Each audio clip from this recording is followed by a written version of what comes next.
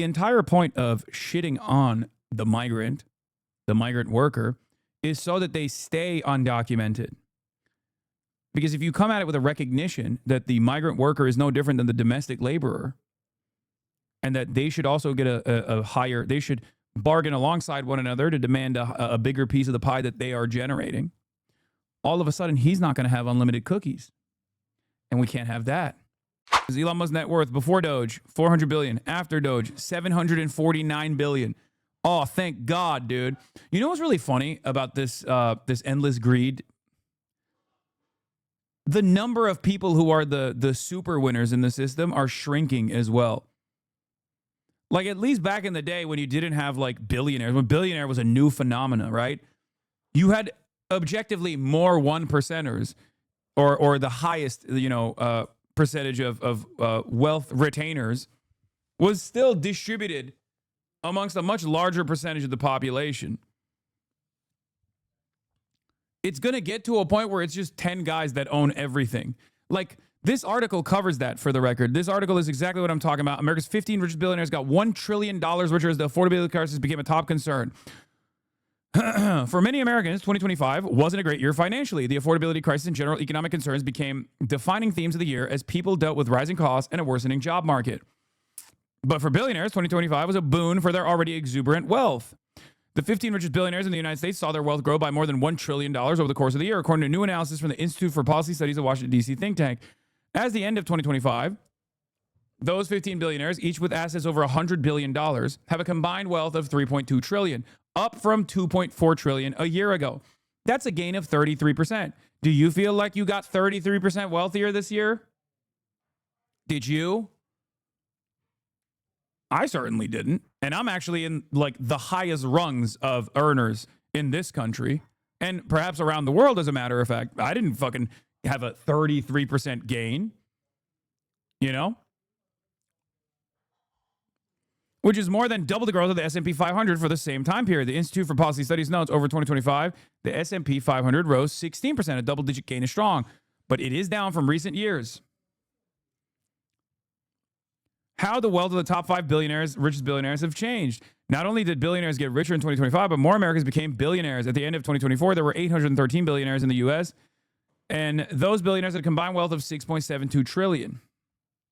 My bad, King. I'll give more subs. Yeah, get to it. Get to it. Chop, chop. Subscribe to the Piker Broadcasting Service.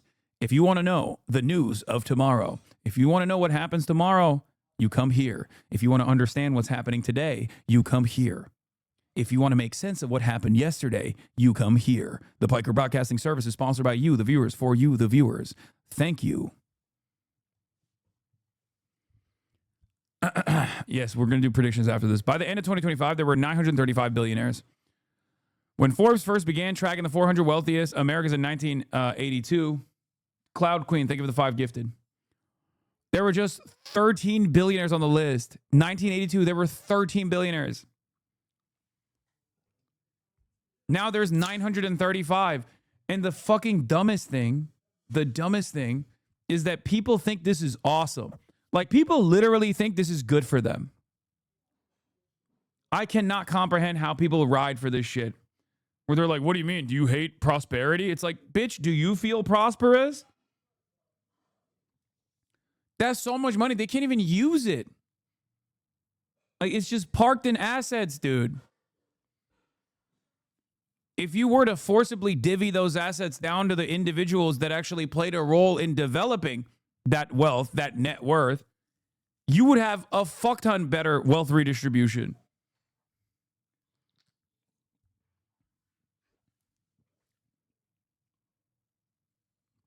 The top 5 wealthiest billionaires have changed over the last year, too. At least in the beginning, the top wealthiest billionaires were Tesla CEO Elon Musk, Amazon executive chair Jeff Bezos, Oracle co-founder Larry Ellison, Meta CEO Mark Zuckerberg, Google co-founder Larry Page. This year, Zuckerberg was bumped off that list. Oh, no. Oh, bummer, dude. You see that shit? God, I feel so bad for the Zuck. Sergey Brin joined the ranks. 2025 was the best year for Google stock since 2009, with shares growing 65%, buoyed in part by tech giants' push into AI. In contrast, stock price for Zuckerberg's Meta platforms grew about 13%, though Meta also focused on AI. His strategy was more scattershot, experts have said. Yeah, now you got Elon Musk of Tesla, X, and SpaceX worth $722 billion, up from $421 billion a year ago. But that's because he worked so hard this year, guys. He worked so hard. It must have been all the illegal immigrants that are ruining your life, okay? Making sure that you don't actually take home a decent pay. Make sure you don't get the benefits you deserve. Make sure we don't have socialized medicine in this country. No working fucking public transit system. No adequate infrastructure. Yeah, please keep focusing on the Somali fraud. Please, I'm begging you. Do not look up. Do not look up. Look down. Look down only. Punch down. Punch down. Punch down. It's the Somalis. The Somalians, actually. Okay? Larry Page of Google, worth $257 billion. Larry Ellison of Oracle, worth $245 billion, up from $209 billion. Jeff Bezos of Amazon, worth $242 billion, up from $233 billion. Sergey Brin of Google, worth $237 billion, up from $148.9 billion a year ago. What is this? Your governor was a fun side quest for him, by the way.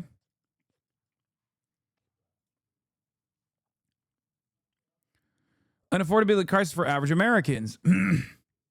At this point, money just seems fake. It is. It's the fakest it's ever been. I say this all the time. This is the fakest money has ever been in the history of mankind. And this isn't even like on some, we got to go back to the gold standard shit, okay? But this is the fakest money has ever been. It will probably get even faker. It's crazy, though. It's so fake. Apparently, the LDS Church is now the second largest private landowner in the U.S. with 2.3 million acres tax-free, worth $300 billion in market assets. Tax the churches. Nice. Oh. 5-year-old me has been vindicated. I always thought money was fake. Yeah, no, this is it. This is literally what's going on. Do you get it yet? Are those daycares even real? Yep.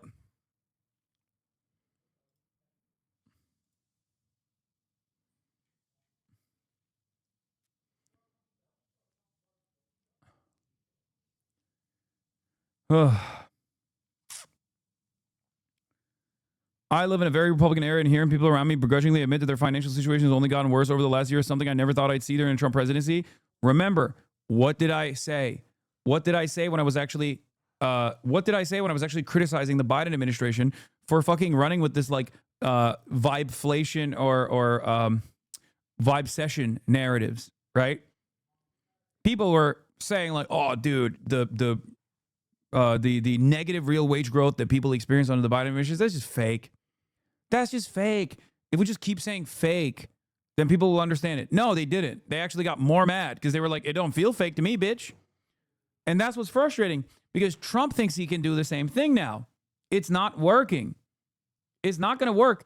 And what did I always explain to people, even up in the a big part of this narrative building that was lost, like a real part of this conversation that was lost,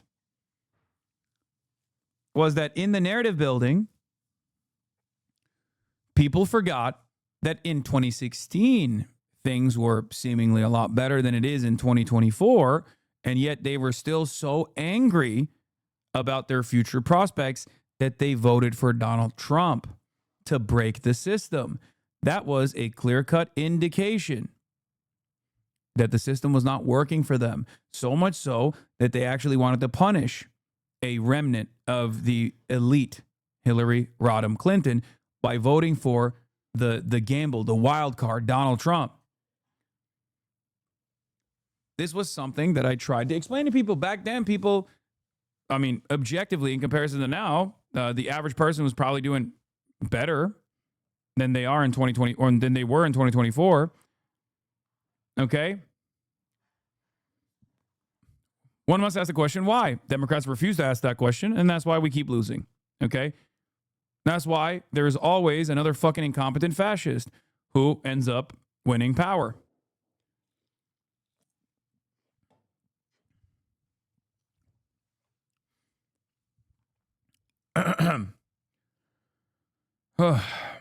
But That is precisely the reason why I said that Republicans would inevitably feel this pain as well. Because no matter how much Trump tries to claim that things are getting better, no matter how much Trump tries to say, oh, dude, the economy's so good, but if it's bad, it's because of Biden. And it's not bad, it's actually good. But the worst parts about it is because of Biden. You're not going to, or no matter how much Donald Trump says, like, oh, it's the Somalis, it's that we just haven't deported enough people. Okay. Oh, your turkey is 35% off. You got 35% more money in your pocket from the turkey that you purchased during Thanksgiving. Okay. You cannot out propaganda how people are feeling in their wallets. Okay. You just can't do that. It's what they're seeing. It's what they're experiencing. It's what they're living.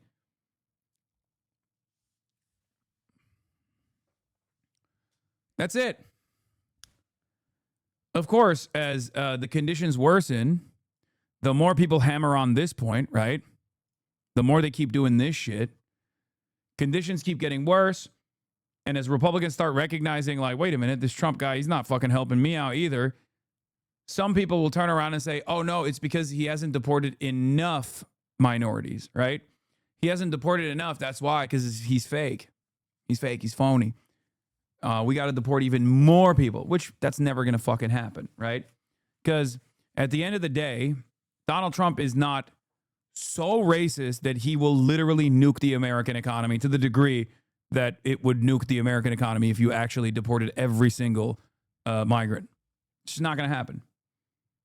You sure? Yes.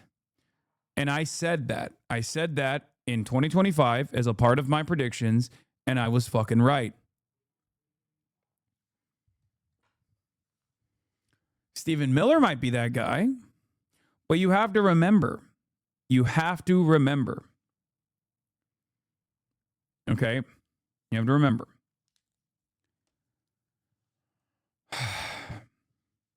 The entire point of shitting on the migrant worker, is so that they stay undocumented.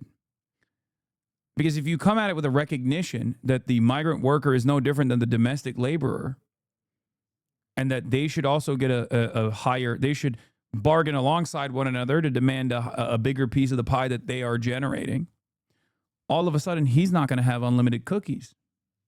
And we can't have that. So that propaganda both works as a distraction, but it also is an important, it's an important position to consistently reassert so that nobody gets the wrong idea and starts thinking that these guys are actually human beings